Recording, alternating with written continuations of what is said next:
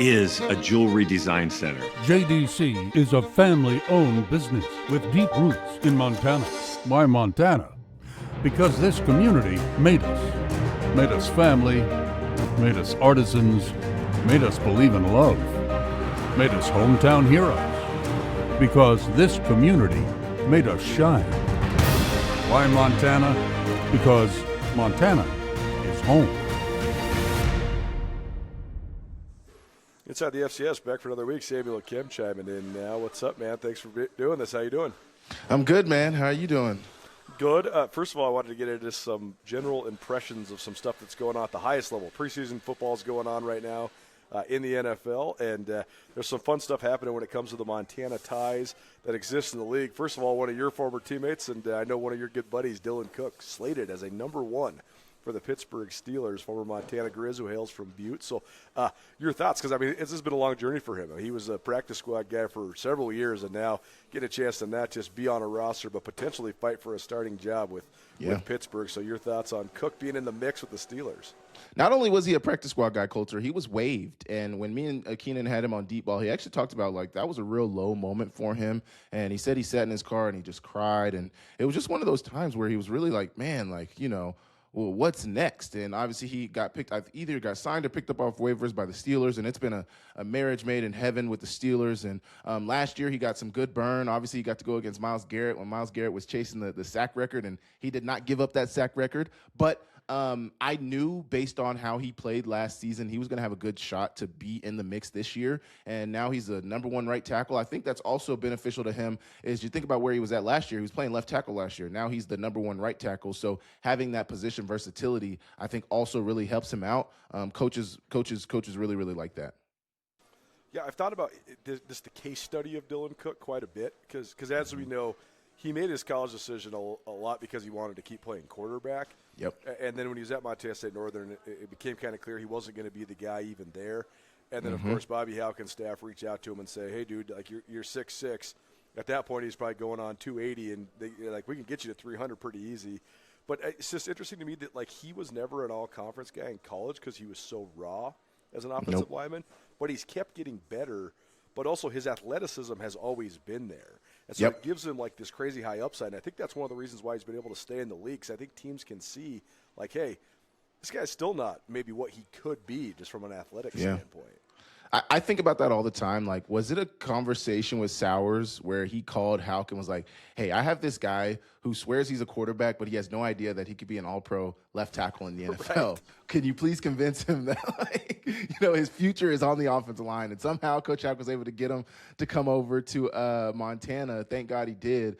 But yeah, it is very interesting, and he is one of those guys where it's like the feet are good. You know, he's got the basic understanding of the position. His size is really good. Like, you know, some guys you see them, you see the ability, but they're not weight-wise. They're not necessarily there. I think with Cook, it's like you see the ability, you see the footwork. The weight is not as hard for him to put on. It's just giving him the skill set and teaching him the skills. And, you know, I think he's getting closer and closer to be there. I couldn't be more happy for him, man. Obviously, we don't have to get into what he's been through, but Cook has been through a lot, man. And for him to find his way in the football world and to be potentially a starter in the NFL, man, I cannot say enough, man. I'm so freaking happy for Dylan Cook.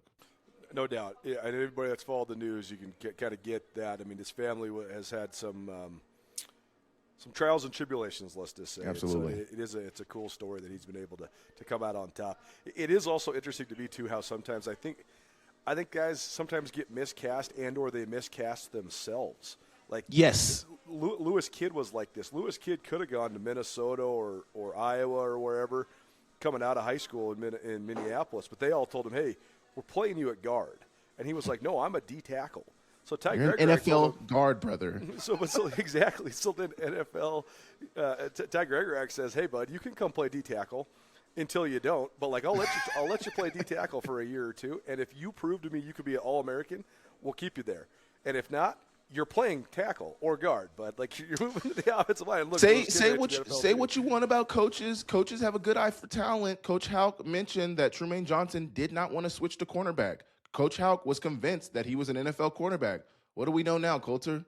Those guys know a little bit about what they're talking about. Samuel Akem, inside the FCS, probably presented by Paradise Falls of Missoula. Paradise Falls, serving breakfast, lunch, and dinner. Located at 3621 Brook Street, Missoula's coolest hotspot. Another one I wanted to get your reaction on is Troy Anderson getting cut by the Atlanta Falcons. I don't know if this is the end or not, but, man, what an unbelievably polarizing career, right? I mean, his college career is one of the greatest that we've ever seen. But then in the NFL, you saw this guy that was raw, that could hardly get on the field, to then a couple years later, this guy that was at his peak, the NFC Defensive Player of the Week. The game he got hurt, and then he gets hurt, and he hasn't played really ever since then. So it's sort of a tragic tale. What do you think it is the news brief that Troy Anderson, former Montana State Bobcat, getting cut? I think it sucks, but I also think it's one of those situations where both the team and the player are kind of like, hey, this has really run its course. It's not really working. There's no bad blood, but neither of us are really where we want to be right now. So let's just both wipe our hands clean of it and move on.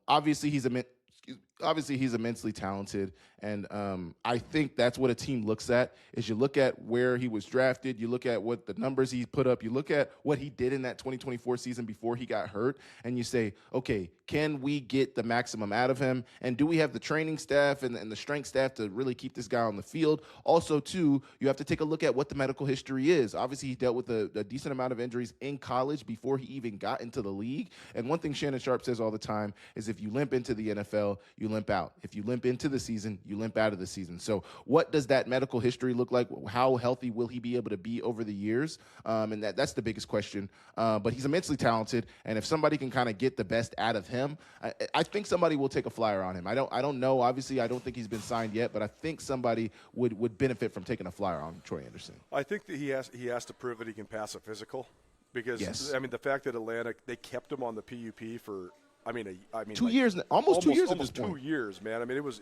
week 13 or week 14 of 2024 since the last time he played a game. So he was on the pup all year last year, and then all offseason this offseason. So the fact that coming into camp, he was going to be on the PUP, and then he can't get off of it, I think that indicates that he couldn't pass his physical there. So I think he's got to figure out a way to get healthy.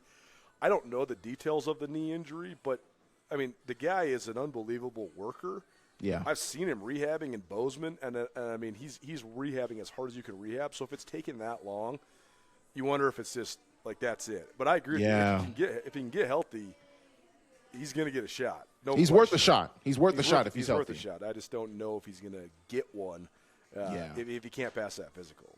Join Town Pump's Pump It Up Rewards Plus program and never pay full price for fuel again. Save 5 cents on every gallon every day at any Town Pump across Montana. Plus, earn and redeem points on your favorite in-store items to get free stuff with our clubs. Stop in and pick up a rewards card. Download the Pump It Up Rewards Plus app today. Or visit townpump.com/rewards to register and start saving. Town Pump. Right down the road. Pump it up. Oh, yeah. Town & Country Foods is proud of its tradition of providing excellent customer service and quality groceries at an affordable price. Town & Country Foods is proud to be locally owned and operated across the state of Montana, and they are proud to support Montana State Athletics. Town & Country Foods is 100% employee-owned, and they have 9 locations serving towns throughout Montana. Town & Country Foods is in Bozeman, Belgrade, Helena, Livingston, Lewistown, Billings, and in Dillon. Their focus is on great food at a great price with a huge selection of organic and natural foods. For more information, visit tncfoods.com. Yeah, absolutely.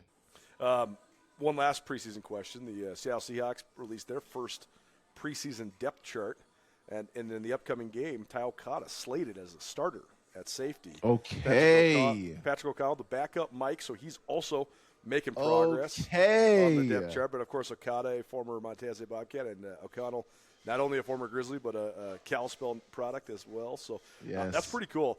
I think about this all the time, too, man. Not all – you and I were texting about this, too. Not all cities are created equal, and where you come from and where you go is such an interesting deal. Like, let's say a guy from Oklahoma, would have gotten drafted by Atlanta. That's not that – it's a culture shock a little bit, but it's not nearly the culture shock as being from Dillon, Montana, and having to go to Atlanta. Yeah. Whereas, like, being from Kalispell and having to go to Seattle, that's not really that big of a deal. Nah. It's like pretty same, right? Or like if you're from Spokane or something, you had to go to Seattle. It's not that different, whereas you're from a tiny little town in Montana or something, you got to go to Atlanta. I think that's pretty overwhelming. But it's cool that Black Hollywood.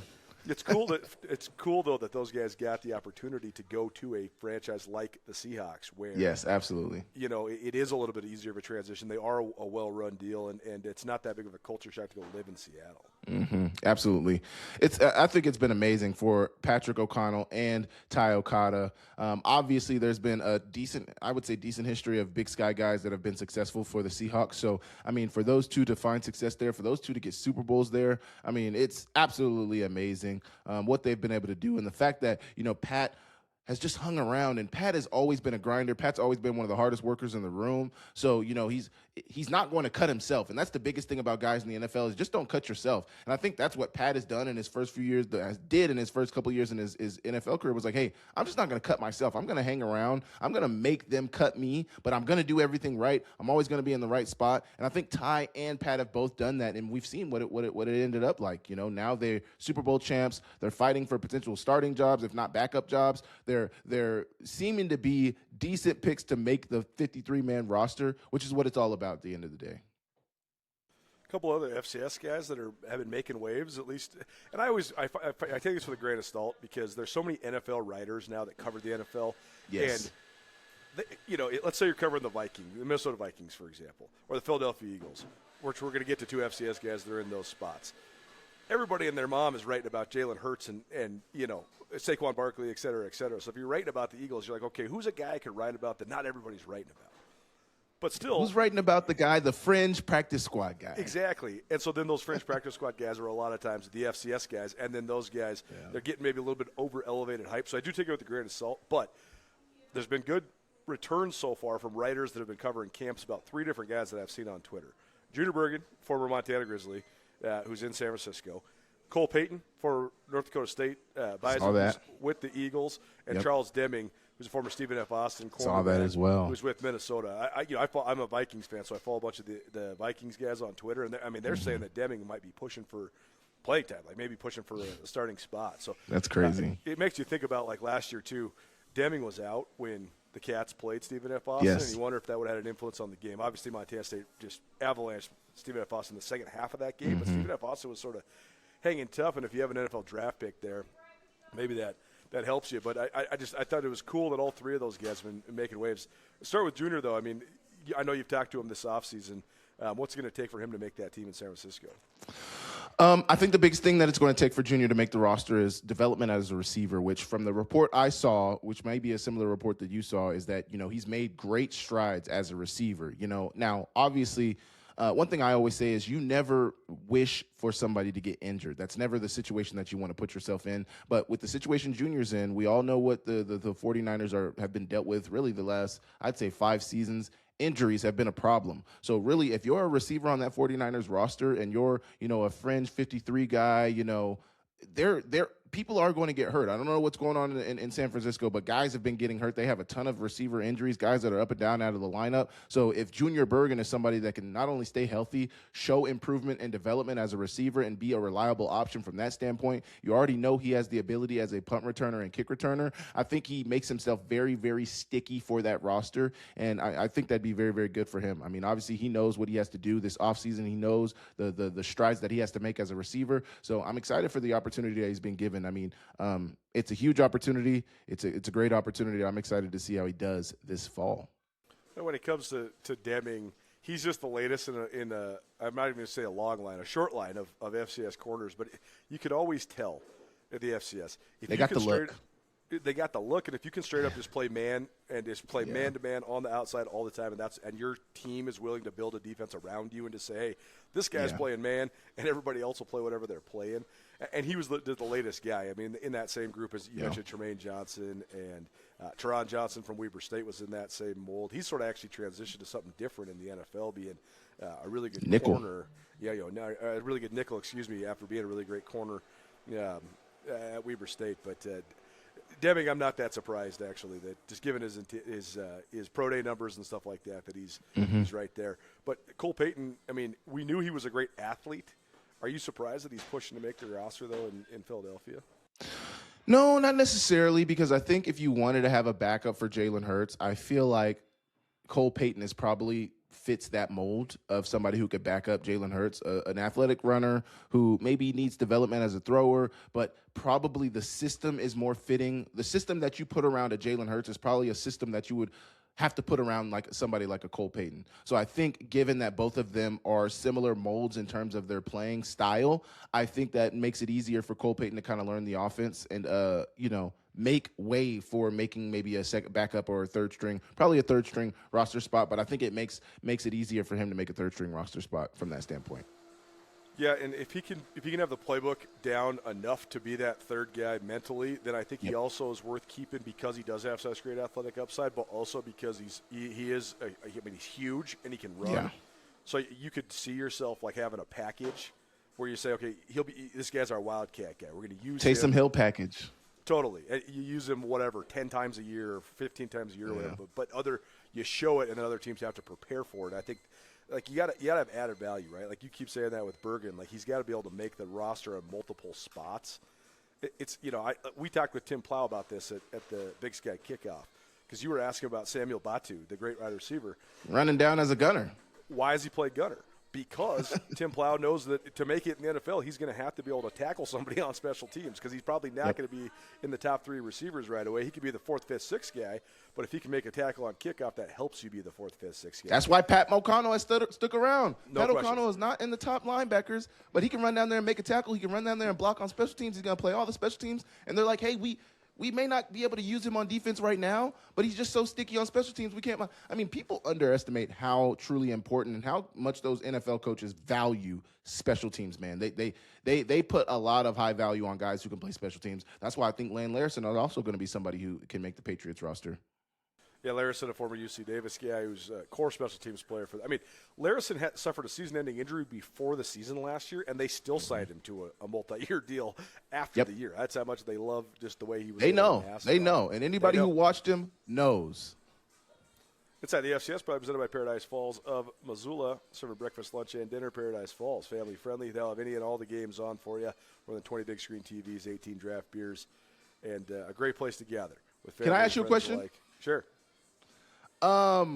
So yesterday in my chat, somebody asked me about fantasy football, and they're introducing fantasy football to the college level. And I wanted to know, who do you think would be the highest scorer if they had fantasy football at college level? Obviously, I thought about Land Larison. I thought about Dylan Lobby. I thought about Bo Brungard. Who are some of the names that come to who are some of the names that come to your mind? It's got to be Brumgard, just because he is their entire offense. He's not just one of the more prolific throwing quarterbacks at Youngstown State, but he is also. I mean, he rushed for 27 rushing touchdowns. 27 rushing touchdowns out of your quarterback. If you got that guy, what do you have, 50-something plus touchdowns last year and winning the 50-plus touchdowns, 14, just under 1,500 rushing yards, over 3,000 passing yards. I mean, he's video game numbers. It's ridiculous. Yeah, I mean, I think that the other candidates would be guys that score a ton of touchdowns at running back, like Eli Gilman at Montana, Adam Jones. Well, here's my thing about Eli Gilman, and I said this about Eli Gilman. You know this if you play any NFL fantasy football.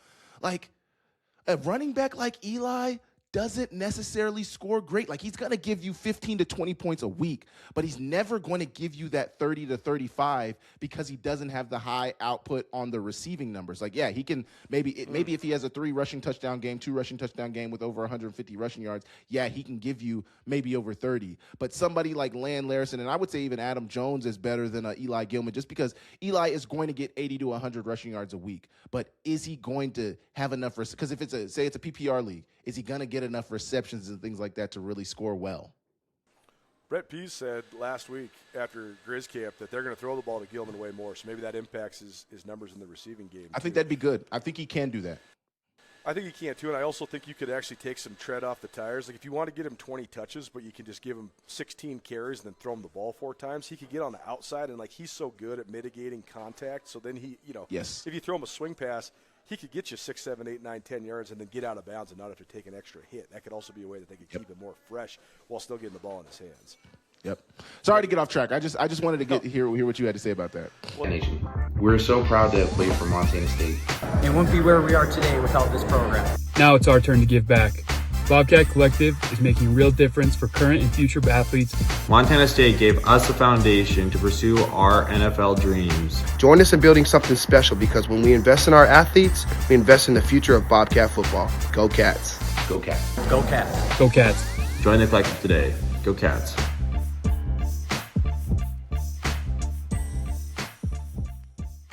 Well, that's good because we're gonna do a couple FCS and Big Sky over-unders individually, but I want to do some over-unders for win totals first. So I know we have sort of hashed out Bobcats and Grizzlies so far, but I wanted to solidify this, right? We set the Bobcats over-under win total during this 12-game season at 11.5. Are you taking the over or under?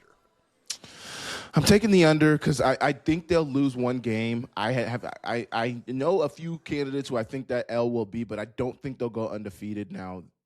Yeah, I'm going to go under. I think 11 is a good number for them. 11.5, I can't take them at 12. I'm sorry. If it's 10.5, I'm smashing the over. Yes. I agree with you, though. 11.5, like, it's just human nature. You're going to stub your toe. And if they don't, congratulations. Like, if you can have this much hype and this much pressure coming into a year and then also run the table, including winning an FBS game and beating, you're going to have to also beat the number 2 team in the country.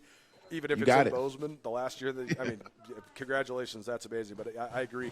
I take the slide under, but if it's 10.5, I'm smashing the over. But the fact that you said it 11.5, I think that's tough.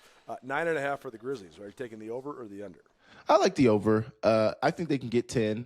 Because I really only – I mean, there's a couple of games that they certainly could lose. They probably have one of the tougher schedules in the Big Sky Conference based on, how we expect everybody to be.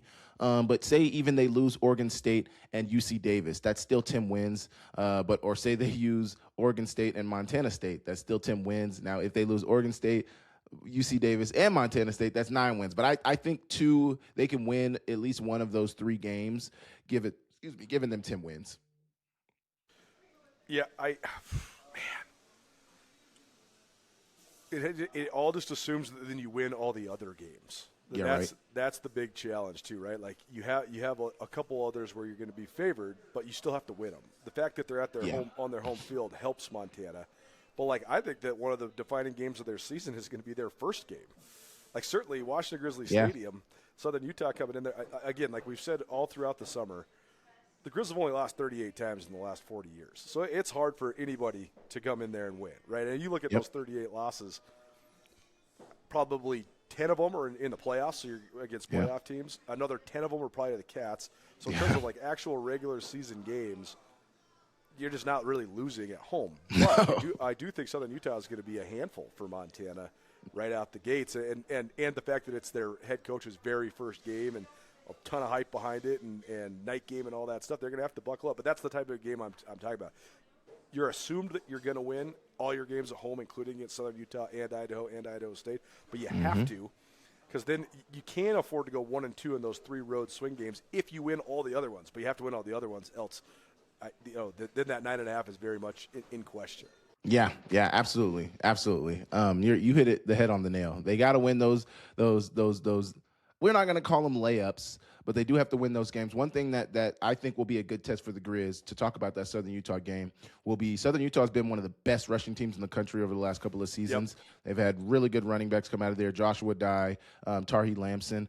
They just got the transfer running back from San Jose State who's rushed for over 650 in 23 and 24. He redshirted last year after getting an injury. So I think their run game will be pretty good, and I'm excited to see what it looks like. Samuel Akem here on Nuanez Now, 102.9 ESPN Radio. All right, how about UC Davis? I went through their schedule. They have the easiest of the quote-unquote easiest of the conference schedules, although Tim Plow told you that was rat poison. How do you even know they're going to – we don't know that, Colter. We have no idea what their schedule's going to be like. Totally, but they do have a relatively advantageous non-conference schedule as well. So I'm setting – we haven't talked about this, but I'm setting the UC Davis over-under at 9.5. Okay. Though they play an FBS game, but I think they have a pretty good chance to go 3-1 in their non-conference, and then I think that's 7-1, 6-2, somewhere right in there. So that's why I'm setting it at 9.5. I think 2.5 losses is where that puts you at. So first of all, what do you think of that over/under? And second of all, are you taking UC Davis over or under 9.5 wins? I think the over/under is fair. Dare I say maybe it even needs to be a little like 10.5, maybe 10. Maybe you don't want to put it at a solid number, but, I think that's good. I think that's fair. I think the over-under is fair. But I think they can hit the over just because, I don't know. Obviously, you never want to, you never know what's going to happen during the course of the season. But really, if you analyze their schedule, there is really only potentially. Now, Cal Poly is a potential dark horse. They could be really, really good. They finished the season with them, and obviously we know how those rivalry games go at the end of the season. Anything can happen. Southern Utah has been somewhere where you might think that UC Davis should really run them off the field, but Southern Utah has played UC Davis really well the last couple of seasons, so that's another date they have to go to. Southern Utah, I think, is interesting. And then the Montana game, obviously, at home. But, even if they lose 3 games, that's still 9 wins, but what did you put it at, 9.5? So yeah, 9.5. I like the over. I like the over on that, just because there's really only 3 games, and I think they'll be able to handle Cal Poly to finish the season. On the road for the whole first 3 weeks of the year, so that's kind of crazy. They're at Portland State, which should be a win, but I mean, you still got to go on the road to the weird ass high school stadium, Hillsboro Stadium. And then they got at San Diego, Pioneer League team that's pretty good, but I still think they go in there and win. At SMU, I don't know, probably call that one a loss. And then they host Stetson at home. They'll roll in that one. Then they got the Grizz coming to town. That's a coin flip game. But Eastern Washington win. At Southern Utah, again, maybe a coin flip. So then they have 3 straight home games after there's 3 straight road games. Right, totally. But, looking at it, I think 10-2 is the mark you're looking at. But that's why I put it at 9.5, because you have to that's basically assuming that you go 2-1 between those at SMU, Montana at home, and then at Southern Utah. Those are your 3 big swing games. The tough part for UC Davis is if they go 10-2 and lose the game to Montana, there's a small chance that they might not be a top 4 seed or a top even 8 seed, just because, the strength of their record is not going to be very strong depending on how well the rest of these teams do. Really, the only strong team is Montana, if we're looking at it before the season. We obviously have no idea how it's going to end up, but I don't know. It might be a long shot for them to get a high seed if they lose that Montana game, because they won't really have any other ranked wins on their schedule. Sure. Samuel Akem here on Nuanez Now, 102.9 ESPN Radio. Idaho State, 7.5 is what I'm putting it at. They have a little bit better of a non-conference compared to what they've had in previous years. I'm just so interested, as I've said for the last couple weeks, they actually have hype for the first time in a really long time. Can they handle the hype?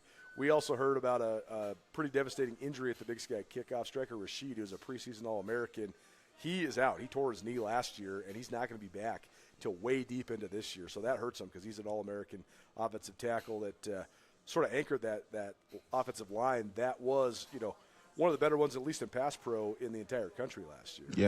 Yeah. So Idaho State 7.5. Where are we at with the Bengals? I like 7.5, and I like them to get 8, because even if you include Utah State, they lose that, which that's not a shoe-in loss. But let's say they lose Utah State. Let's say they lose Montana State. Let's say they lose to Montana. That's 3 losses. Let's even say they lose to Southern Utah or Northern Arizona. That's 4 losses. They still are at 8 with that. So I like 8 for them. With that Striker Rashid injury, it definitely worries me with that Striker Rashid injury, just because I know how important it is to have a unit on the offensive line. I know how important that is. So if they don't have that player, what does that look like for them? But I do like the over. We will see how much that injury affects them once the season starts. But I like 8 wins for Idaho State. Cash One Pawn, Missoula's #1 pawn shop. You want money? We got money. You need money? We got money. We're cash. Do yourself a favor and make Cash One Pawn part of your online shopping habits. Cash One Pawn has an awesome online inventory, everything from firearms to power tools to speaker equipment to jewelry. Visit Cash One Pawn today. Cash One Pawn. 8720 Roller Coaster Road, CashOnePawn.com. And support a Grizz athlete. DraftWorks is a longtime favorite of beer enthusiasts across the Treasure State, and DraftWorks has created a sessionable, delicious lager that donates part of every sale to the name, image, and likeness efforts at the University of Montana. Up with Montana Lager is a crisp, effervescent beer that pours pale straw in color and greets you with an inviting malty aroma. And it's crafted with Grizz athletes in mind. If you're headed to the tailgate or stocking up to watch football, give back to the NIL Collective at the University of Montana by drinking Up with Montana Lager, proudly created by DraftWorks Brewing.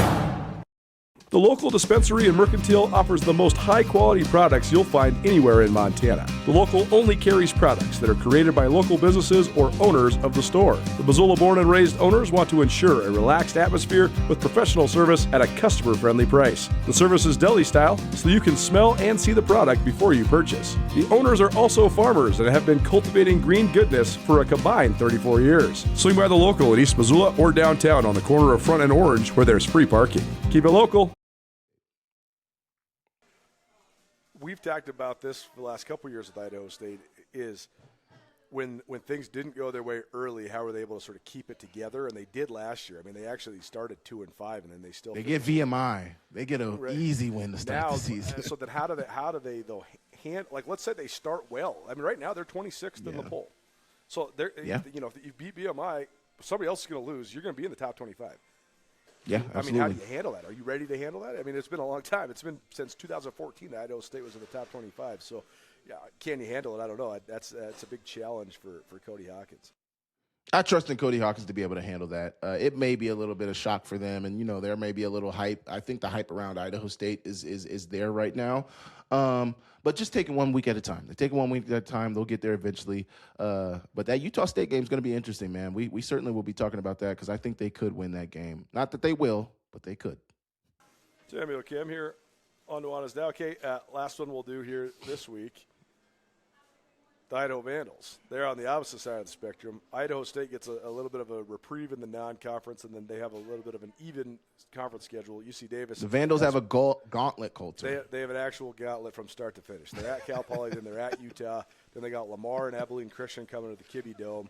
That's probably the hardest non-conference schedule. Cal Poly, we don't know what they're going to be, but 5 playoff teams from 2025, Colter. Exactly. I mean, you have to play Montana State, Montana. You have to play UC Davis. And then if Idaho State's good and Southern Utah is solid, now you play all the best teams in the league besides yourselves, basically, if you're Idaho. And NAU is the one they miss. They miss NAU. That's the one they miss. But, I mean, the talk at the Big Sky kickoff was they know it and they're excited about it. Yeah. I put the over-under for the Vandals at 6.5. Is that fair, and which way are you leaning? Oh, man. Don't do this to me, Colter. Let's just look at the schedule. Utah, we can assume that's going to be an L. I'm basing this on last year, so they could be we assume they're going to be a different team this year, but I'm basing this on how they were last year and how these teams were last year. Utah is an L.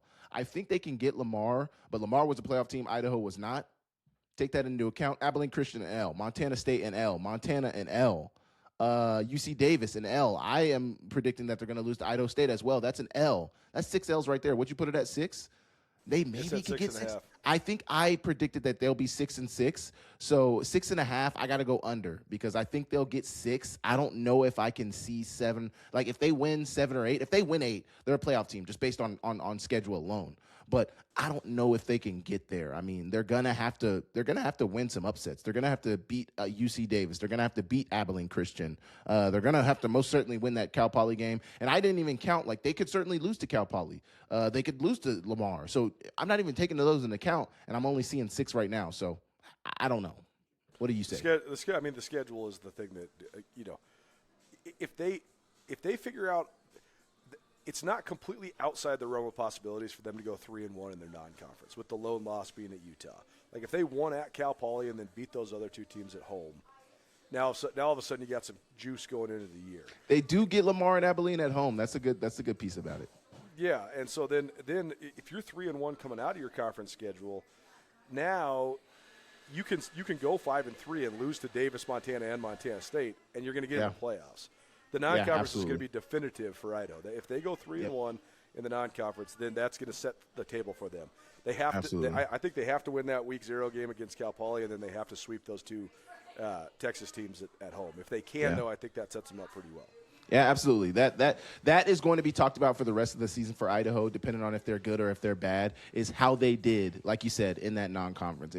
Even if they go 2-2 in the non-conference, then you start looking at that UC Davis Idaho State games like, hey, if Idaho can swing some wins this week, like these next couple of weeks, like they could certainly get in the dance. But we'll have to see. Idaho, man, I not only does Idaho have the toughest schedule in the Big Sky Conference, they have, I think when I looked at it, strength of schedule-wise, they have like top 10 in the country. So they are playing one of the toughest schedules in all of FCS football this year, unfortunately, for the Vandals. Yeah, I believe when you did your calculations, they were number 8 in the entire country in strength of schedule. So yes, that certainly puts them up against it. But like you said, I mean, I actually think a 7-5 Idaho team gets into the playoffs, given the schedule that they. You think? Yeah.